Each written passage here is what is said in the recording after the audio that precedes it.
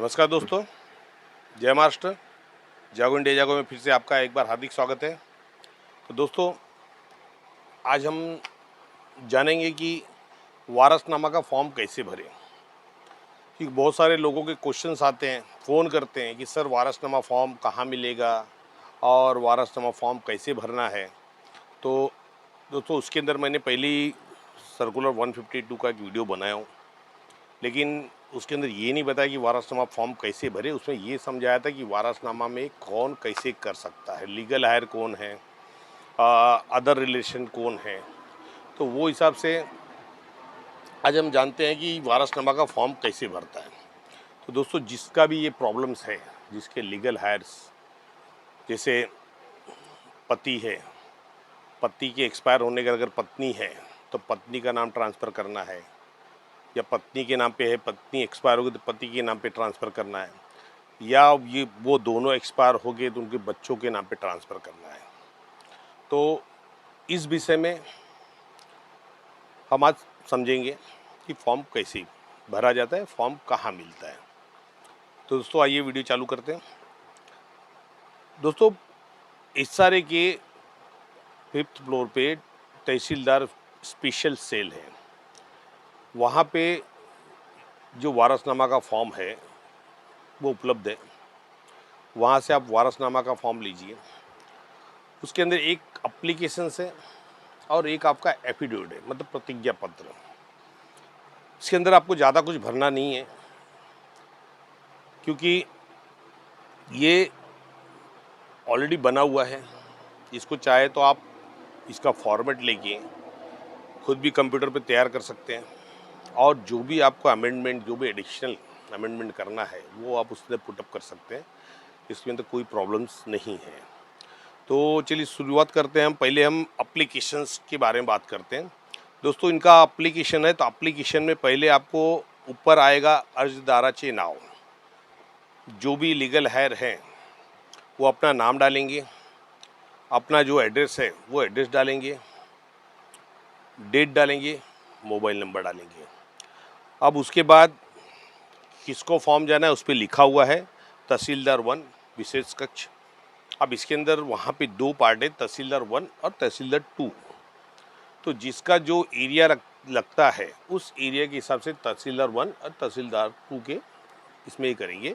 वो आप 5वें माले पे पूछ लेंगे कि तहसीलदार 1 का एरिया कौन सा है, तहसीलदार 2 का एरिया कौन सा है, तो आपको पता चला है। मुझे लगता है सबर्बन एरिया जो है वो मोस्टली सब तहसीलदार 1 स्पेशल सेल के पास आता है। इस सिटी का एरिया तहसीलदार 2 के पास जाता है। जो भी हो, आप उसका मालूमात कर लीजिएगा। फिर उसके बाद आता है विषय। विषय में मौजे। मौजे यानी दोस्तों गांव होता है। मौजे का मतलब गांव, मतलब आपका जो भी एनेक्शल 2 है उसके ऊपर देखिए जो कंप्लेंट अथॉरिटी है उसमें लिखती है मौजे। जैसे हमारा है विले पार्ले, हमारा विले पार्ले गाँव लगता है मौजे विले पार्ले। जैसे मौजे मजास है, मौजे मोगरा है, मौजे बांद्रा है। तो ये चीज़ें में जो गांव हैं सिटी सर्वे के, उस गांव का उल्लेख किया है कि मौजे, जैसे मेरा है तो मतलब मौजे विले पार्ले, तालुका अंधेरी, येथील नगर भूमापन क्रमांक, मतलब वहाँ का जो CTS नंबर है वो CTS नंबर आपको डालना है। अगर बहुत ज़्यादा लंबा CTS नंबर है तो उसको पहला CTS नंबर डाल के से लास्ट का CTS नंबर डाल दीजिएगा, तो वो समझ जाएंगे। उसका मिलकतीवरील झोपडपट्टी पुनर्वसन योजनेमधील, अभी मिलकतीवरील के बाद सोसाइटी का नाम डालिए, परिश 2 मधील अनुक्रमांक क्रमांक। अब जो आपका एनेक्शन नंबर है वो एनेक्शन नंबर यहाँ पे डालिए। वरील माझे पति पत्नी आई वडील भाऊ।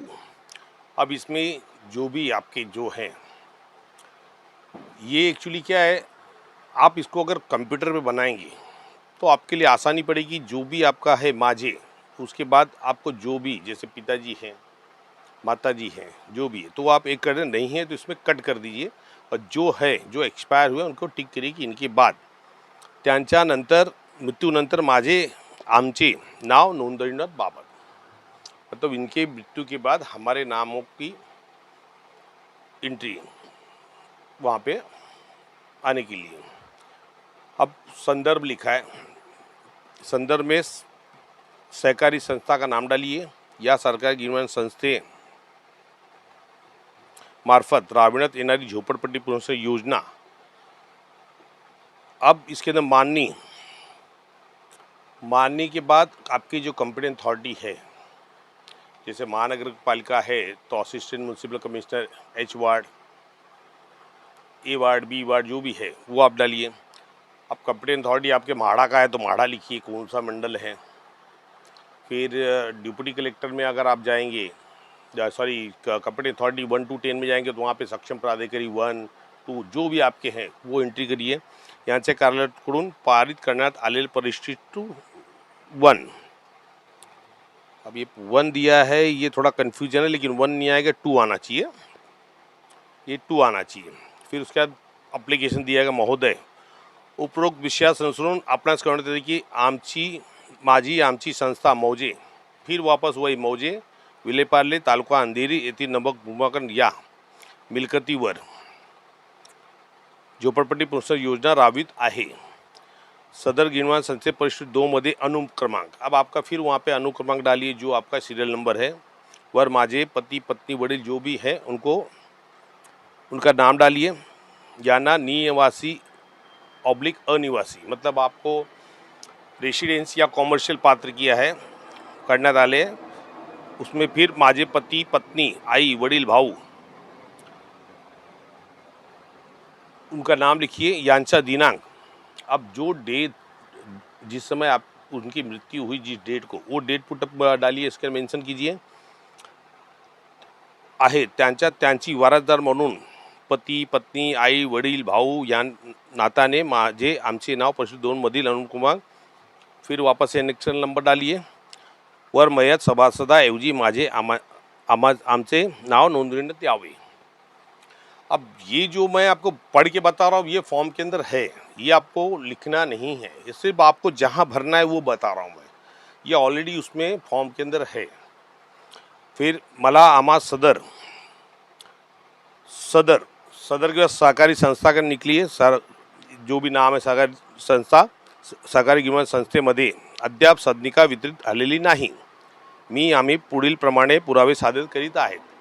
अब इसके अंदर जो भी संस्था का है उसके अंदर ये बताया जा रहा है कि आपको अभी तक कोई भी सदनिका मिली नहीं है, क्योंकि अगर सदनिका अलॉटमेंट हो जाएगा तो ये सोसाइटी के अंदर चला जाएगा, तो अलॉटमेंट नहीं है, इसलिए 152 में आप तहसीलदार स्पेशल कक्ष पे आए हो। तो अब इसके अंदर ये बता रहे कि हम नीचे दिए हुए जो भी डॉक्युमेंट्स है वो सबमिट कर रहे हैं। अब पहिला, पती पत्नी आई वडील भाऊ परिशिष्टमधील मयत व्यक्तींचे इतर वारसादाराचा मृत्यू दाखला। अब जो भी आपके घर में जिनके बदले आपका नाम डालना है तो उनका जो भी डेथ सर्टिफिकेट है, मृत्यु प्रमाण पत्र, उसकी कॉपी, अर्जदार वारसदाराचे मतदार ओळखपत्र, आधार कार्ड, पैन कार्ड। अब जो भी अप्लीकेंट है उसका इलेक्शन आईडी, आधार कार्ड, पैन कार्ड। फिर उसके बाद तीसरा, पति पत्नी आई वडील भाऊ यांचे मतदार ओळख कार्ड, आधार कार्ड, पैन कार्ड। अब इसमें पति पत्नियां ये दिया हुआ है कि जो जिनके नाम, जिनके डेथ सर्टिफिकेट आप लगा रहे हो उनका आइडेंटिटी, इलेक्शन आइडेंटिटी कार्ड, आधार कार्ड और पैन कार्ड, इस पे जो भी है डॉक्यूमेंट वो आप लगाइए। अब ये जो मैंने बताया ना कि जिसके नाम से अगर समझो पति एक्सपायर है तो पत्नी है, तो पति का जिसमें दिया हो ना पति पत्नी और यांचे मतदार होगा तो उनका आप डालिए। फिर अपना सेकंड नंबर, सेकंड पॉइंट में आपका डालना है, ये पुटअप कीजिए। उसके बाद सीधा पत्रिका जो आपके राशनिंग कार्ड है, फोटो पास अगर है तो विद्युत देयक जो आपके लाइट बिल आती थी के पुरावे होंगे वो। सातवां, प्रतिज्ञा पत्र के बारे में अभी बताऊंगा। फिर संस्थे से नाहरकत प्रमाण पत्र, अगर आपकी सोसाइटी है तो सोसाइटी अगर आपको लेटर्स देती है तो उसका एक एनओसी लीजिए कि हाँ इनका नाम ट्रांसफ़र करें, हमें कोई प्रॉब्लम नहीं, ये बराबर इनका जो कहना है बराबर है। फिर 9, परिशिष्ट 2 मध्ये पात्र असल्याबाबतची खातप्रत, परिशिष्ट 2 जो आपका इलेक्शन 2 की कॉपी है वो आपको लगाना है। पर इतर पुरावे में आपके पास और जो है, इतने तो बहुत सारे पुरावे दे दिए, इतर पुरावे की जरूरत नहीं है। फिर भी अगर आपके पास जो कुछ भी है, अब इतर पुरावे में क्या होता है कि जैसे अब हस्बैंड वाइफ एक्सपायर हो गए, अब बच्चे हैं, 4 हैं, तो इतरपुरा में अभी आपका एनओसीज आएगा। एनओसीज मैंने बताया 2 तरह का होगा, एक होगा कि आपका ज्वाइंट करना हो या आप एक के नाम पे कर रहे हो। तो आपकी जो भी एनओसीज है वो एनओसीज बना के उसमें पुटअप कीजिए, वो समझो आपके इतरपुरा में आ जाएंगे। फिर उसके बाद नीचे आपकी सिग्नेचर्स आएगी और अजासोबत जुड़े सर्व पुरावा प्रति। अभी इसके अंदर जितने डॉक्यूमेंट आप लगाएंगे तो सब सेल्फ अटेस्टेड रहेंगे, सब सेल्फ अटेस्टेड रहेंगे, क्योंकि एफिडेविट भी इसके साथ में आएगा, क्योंकि इसमें दिया हुआ ना 7 नंबर पे एफिडेविट प्रतिज्ञा पत्र।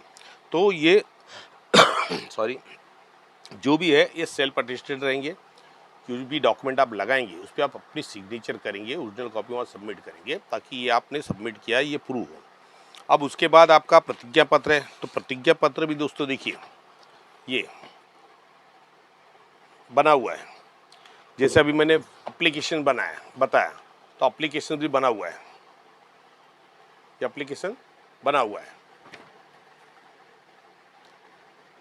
अब इसके अंदर जो जो डॉक्यूमेंट्स आपने दिए हैं, जो लगाए हैं, जैसे राशनिंग कार्ड है उसको टिक कर दीजिए, फोटो पास यदि है तो उसको टिक कर दीजिए, लाइट बिल डाल रहे हो वो टिक कर दीजिए, प्रतिज्ञाबद्ध लगा रहे उसको टिक कीजिए, सोसाइटी का अगर एनओसी है तो उसको टिक करिए।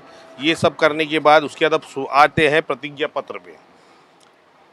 तो दोस्तों प्रतिज्ञा पत्र में जिसको देना है तहसीलदार 1 या 2 हो तो उसके अंदर लिखा हुआ है, आप उसको चेंज कर सकते हैं, 1 की जगह 2 कर सकते हैं, कोई प्रॉब्लम नहीं। फॉर्म आप उधर से वहाँ से ले लीजिएगा। फिर प्रतिज्ञा पत्र मी खालिल सही करना श्री श्रीमती। अब जो अप्लीकेंट है, जो अप्लीकेंट अर्जदार, वो वहाँ पे अपना नाम लिखिएगा, राहणार पता लिखिएगा, सहकारी गुण संस्था येथे राहत असून सदर सत्य प्रतिज्ञाबद्ध गंभीरपूर्वक लिहून देतो की। मतलब ये बता रहे हैं कि मैं यहाँ पे रहने वाला, इस सोसाइटी यहाँ पे रहता हूँ और मैं ये प्रतिज्ञा पत्र लिख के देता हूँ कि मी याद्वारे जाहिर करतो की, मतलब मैं इस द्वारा प्रकाशित कर रही हूँ, मतलब बता रही हूँ कि बता रहा हूँ किंवा बता रही हूँ कि विकासक का नाम डालिए, हे आमच्या जागेवर एसआरए अंतर्गत झोपडपट्टी राबवण्यात येत आहे व त्या झोपडीपट्टी योजनेचा प्रश्न 2 मधील अनुक्रमांक। अब अनुक्रमांक वहाँ पे आप डालिए, व अनुक्रमांक व माझे आई वडील पती पत्नी भाऊ बहन हे निवासी अनुसे पात्र सभासद आहेत। अब उसके अंदर आपके जो भी हैं, जैसे फादर है, मदर है, ब्रदर है या जो भी हो, उनका जो भी है उनका एनेक्शन नंबर आप डालिए। फिर श्री श्रीमती, अब उसके अंदर उनका नाम डालना है जो एक्सपायर हुए। हे माझे पती पत्नी आई वडील निधन झाल्यास दिनांक, उसका डेट डालिए, रोजी मय्यत झाले आहेत, त्यांचा मागे पती आई वडील बहन त्या नाताने मी आम्ही। अब इसके अंदर ये दिया हुआ है कि ये इनका ये तारीख को निधन हुआ और उसके यहाँ पे हम जो भी है भाई बहन पत्नी माँ पिताजी, इस नाते से हम।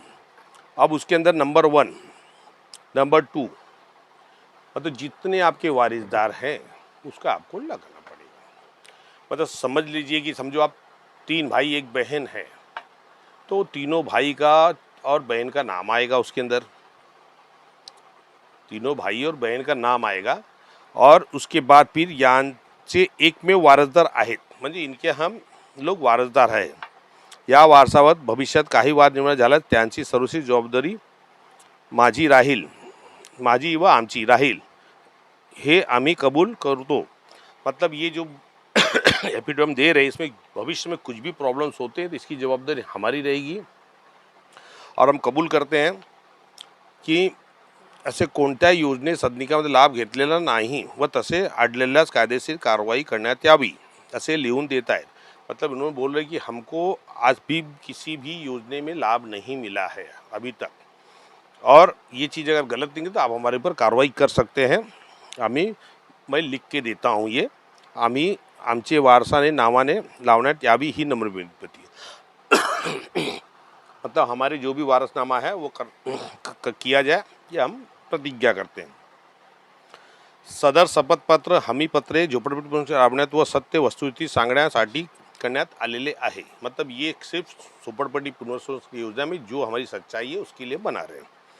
आम्ही अशी प्रमाणित करतो की आम्ही सादर केलेले उपरोक्त प्रतिज्ञा खोटे बनावट असल्यास आढळून आल्यास झोपडपट्टी लाभसाठी सादर केलेले प्रतिज्ञा रद्दबातल होऊ शकेल व भारतीय दंड संहिता 181 चे कलम 199 भारतीय दंड संहिता 1888 चे कलम 199 2000 अंतर्गत दंड व शिक्षेस पात्र राहील याची मला खात्री आम्हाला पूर्ण जाणीव है.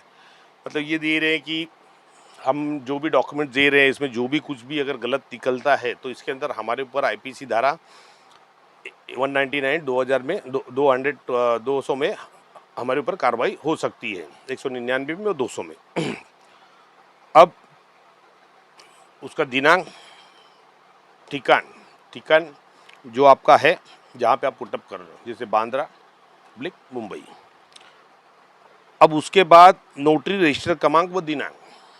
अब ये जो प्रतिज्ञा पत्र बनाना है दोस्तों, वो आपको स्टैम्प पेपर पे बनाना है, 100 रुपीज़ की स्टैम्प पेपर पे, क्योंकि ये आपको टाइप करना है, या तो इंग्लिश में बनाइए या मराठी में बनाइए, ये आपको टाइप करना है. और ये जो एप्लीकेशन है ये ऊपर का, ये आप भर के दे सकते हैं ऐसे ही, कोई प्रॉब्लम नहीं है. लेकिन अगर इसको भी आप टाइप करके बनवाते हैं तो स्पेशली आपको वहाँ पे किसके बारे में क्या बोल रहे हैं बराबर क्लियर कट आ जाएगा.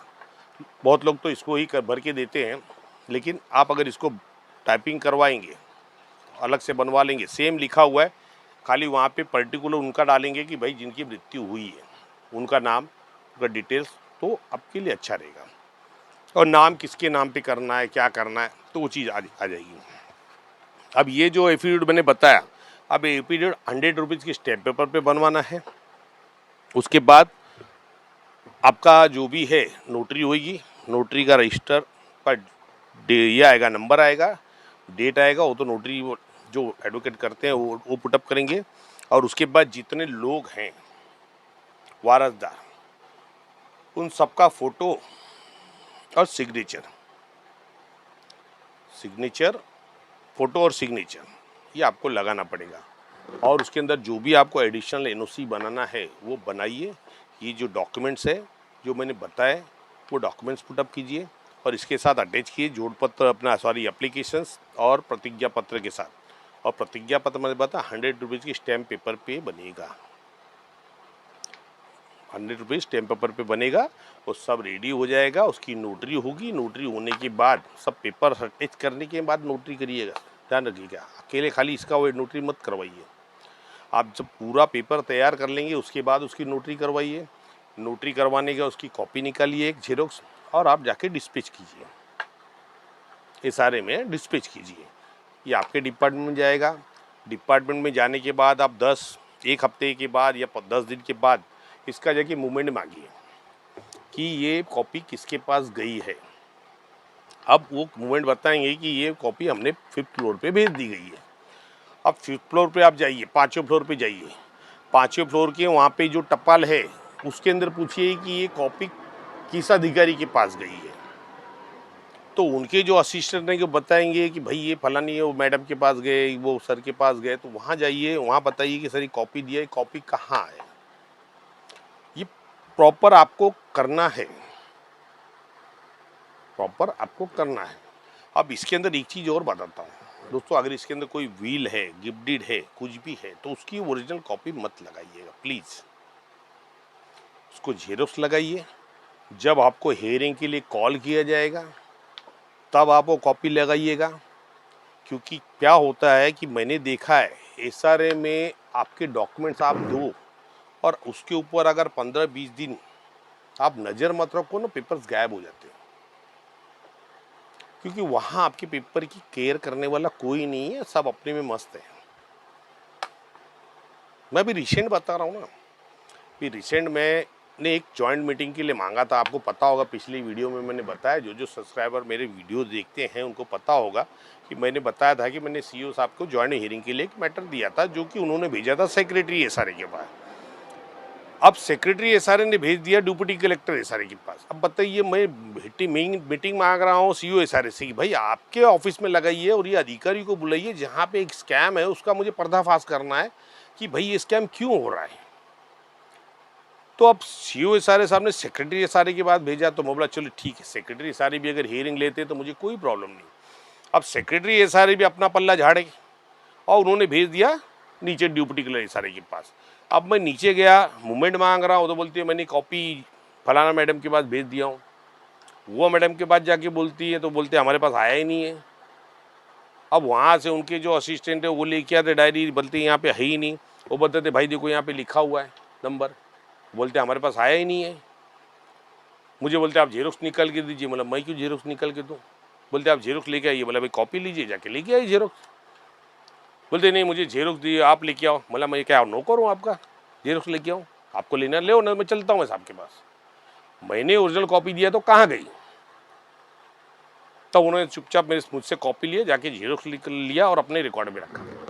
तो दोस्तों इसलिए बोलता हूँ, जो भी अगर इम्पोर्टेंट डॉक्यूमेंट है वो आप एट द हियरिंग के टाइम पे सबमिट करें और उसको प्रॉपर वे पे उसका फॉलोअप करें। वो डिपार्टमेंट के पास पेपर कहाँ जाता है कहाँ नहीं जाता है मुझे नहीं पता, लेकिन गायब हो जाते हैं। ऐसे बहुत सारी वारदातें हुई है, बहुत सारी वारदातें हुई है। ये उस चीज़ में कोई भी एक्शन नहीं लेते, ना महाराष्ट्र पब्लिक रिकॉर्ड एक्ट में एफआईआर लेते हैं, ना कंप्लेंट लिखाते हैं कि भैया मेरे डॉक्यूमेंट चोरी हो गए या गायब हो गए, कुछ नहीं लिखाते। तो इसके लिए आपकी जिम्मेदारी, आपके डॉक्यूमेंट है तो आपको संभालना है। तो उसकी कॉपीज़ आप जो भी है वो गिफ्ट डीड विल की उसकी जेरोक्स कॉपी आप लगाइए, ओरिजिनल कभी मत लगाइए। अगर वो जरूरत पड़ी तो आप हियरिंग में लेके जाइए, उनको दिखाइए, समझ रहे। और यदि नहीं है तो जो भी कॉपी आपके पास है उसको एक बार नोटरी, जो भी नोटरी करते हैं उनको वहाँ से नोटरी करके सर्टिफाई करवा के फिर लगाइए, ताकि ओरिजिनल कॉपी आपके पास रहे। नहीं तो फिर आपको जैसे सक्सेशन बनाने में 2-2.5 लाख रुपए खर्चे होते तो पता चला फिर आपका तो डूब गया सब पैसे। तो दोस्तों ये चीज़ आपको समझना चाहिए, वो चीज़ समझिए। अभी मैंने फॉर्म भरना बता दिया। फॉर्म भरने के बाद मैंने बताया कि इसके अंदर जो भी लीगल वारिसदार हैं, भाई बहन माँ बाप, ये लीगल वारिसदार है, इनके ट्रांसफ़र के बारे में मैंने बताया है। और पति पत्नी का ट्रांसफ़र में इतने प्रॉब्लम्स नहीं होते, उसके अंदर खाली ये जो चीज़ें हैं ना, ये फॉर्म और ये अपना एफिडेविट इतना लगा के भर देंगे। खाली जो पति का आधार कार्ड और एनेक्शन कॉपी, पत्नी का आधार कार्ड और एनेक्शन कॉपी, बस इतने डॉक्यूमेंट बहुत है, क्योंकि दोनों साथ में पात्र हैं, उनका कोई प्रॉब्लम नहीं होता है। और उसके बाद बच्चों का रहा तो उनको एनओसीज बनाना पड़ता है। और उसके बाद समझो अदर रिलेटिव्स आ गए, जैसे अभी दादी के नाम पे रूम है, अब उसके बाद की एक जनरेशन गायब है, फिर पोता पोती ये है, तो उनको वहाँ पे सक्सेशन सर्टिफिकेट बनाना पड़ेगा, लेटर ऑफ एडमिनिस्ट्रेशन। वो बनाने के बाद फिर आपका नाम वहाँ से क्लियरेंस होगा, हाई कोर्ट से बनाना पड़ता है। तो ये चीज़ आप समझिए। यहाँ तक कि समझो दादी के नाम, मतलब माँ के नाम पे रूम है, बेटा मर गया, बेटे के बाद खाली बहू है, तो बहू को भी सक्सेशन सर्टिफिकेट बनाना पड़ेगा 152 के हिसाब से। तो इसके लिए ये सब चीज़ें आप ध्यान रखिए और जितना जल्दी हो सके सब क्लियर कीजिए। और जहाँ तक हो सके सोसाइटी के द्वारा अगर नॉमिनेशन होता है तो आपको ये सब चीज़ें तकलीफ़ें नहीं झेलनी पड़ेगी, क्योंकि सोसाइटी का काम है नॉमिनेशन फॉर्म भरना, शेयर सर्टिफिकेट बना, वो अगर हो जाता है रजिस्ट्रेशन होने के बाद वो बना देती है, तब समझिए कि आपको ये सब चीज़ें झेलने की तकलीफ़ नहीं होगी, आपको इस दौर से नहीं गुजरना पड़ेगा। तो इसके लिए मैंने अभी बता दिया। हमने सीखा आज कि 152 के अंदर में वारसनामा का फॉर्म कैसे भरें और प्रतिज्ञा पत्र कैसे बनाएं। जो भी है आप उसका फॉर्म चाहिए तो 5वें माले पे जाके आप ले लीजिएगा, वहाँ फॉर्म मिलता है, उनको जाके बोलिए कि मुझे वारसनामा ट्रांसफ़र करना है, मुझे फॉर्म दीजिए, तो बताएंगे फलाना जेरेक्स वाले के यहाँ से आप जाके ले लीजिए। तो वो फॉर्म लेके आप चाहिए तो उसको टाइपिंग करके बनवा सकते हैं या उसको भर के, लेकिन एफिडेविट आपको 100 रुपीज़ स्टैम्प पेपर पे ही बनाना है। उसके लिए आपको उसको टाइपिंग करना ही पड़ेगा, आप चाहे इंग्लिश में बनाइए या मराठी में बनाइए। ओके दोस्तों, आज मेरे एक सब्सक्राइबर ने वो कहा था कि सर आपने कहा था बनाने के लिए, तुम बनाया नहीं। तो मैं बोला सर, मैं उनको मैसेज किया कि मैं ठीक है ओके मैं बनाता हूँ, क्योंकि प्रॉब्लम्स क्या होते हैं सर, मैं वीडियोस बनाने के लिए कुछ और सोचता हूँ, लेकिन मुझे रिकमेंडेशन आपकी ही आती है कि सर इस मैटर में मुझे बताइए। अभी जैसे कल मैंने रिजर्वेशन की वीडियोस बनाया, तो मेरे ही सब्सक्राइबर ने पूछा कि रिजर्वेशन क्या होता है सर, ये समझने, हमारी प्रॉपर्टी रिजर्वेशन में है तो हम उसके बारे में समझना चाहते हैं कि हमारा क्या होगा। अब उनके दिमाग में क्या होता है कि रिजर्वेशन प्रॉपर्टी उनको घर नहीं मिलेंगे, तो इसके लिए मैंने बोला ठीक है, मैं अर्जेंट में आपका वीडियो बनाता हूँ और ये समझना भी चाहिए रिजर्वेशंस क्या है। और ये इम्पोर्टेंट मुद्दा है, सबसे बड़ा मुद्दा ये है 152 में ट्रांसफ़र का, ये आप करवा लीजिए। अगर जिसका भी नहीं हुआ है करवाइए। अगर पति पत्नी का एक बार नहीं भी हुआ है तो कोई प्रॉब्लम्स नहीं है, क्योंकि आप 153 का फॉर्म भी देखिए तो वहाँ पे भी लिखा हुआ है। जैसे मैंने उस दिन 153 के फॉर्म बताया तो मैंने क्या लिखा हुआ उसके अंदर कि 153 में अगर पति एक्सपायर हो गए तो पत्नी भर सकती है। पति को, पत्नी को या पति को कोई प्रॉब्लम्स नहीं है, क्योंकि वो संयुक्त पात्र होते हैं। लेकिन अगर पति पत्नी दोनों एक्सपायर हो गए तो बच्चों को 152 में ट्रांसफ़र कराने के बाद ही फॉर्म भरना है। इसलिए पति पत्नी ये अर्धांगिनी होते हैं, इनकी संयुक्त पात्रता होती है, इनके लिए कोई रोक टोक कहीं नहीं है। लेकिन उसके बाद का जो भी है तो आप इसको ट्रांसफ़र करवाइए, क्योंकि आपको आगे अधिकार नहीं मिलेगा। आप कहीं बोल नहीं सकते, ना भाड़े के लिए आप लड़ सकते हैं, ना आपकी अलॉटमेंट के लिए आप जा सकते हैं। तो ये चीज़ करिए, आपसी सहमति से करिए। आपके जो भी वारिसदार हैं, भाई बहन जो भी, उनसे बात करके लीजिए। अगर वो आपको स्वेच्छा से बोलते हैं कि भाई नहीं चलो 2 बहन हैं, दोनों ने दे दिया एनओसी के लिए, हमारे दोनों भाई पे काम कर दो, तो दोनों भाई के नाम पे करवाइए। और अब बोलते नहीं हम चारों को चाहिए तो चारों के नाम पे करवाइए।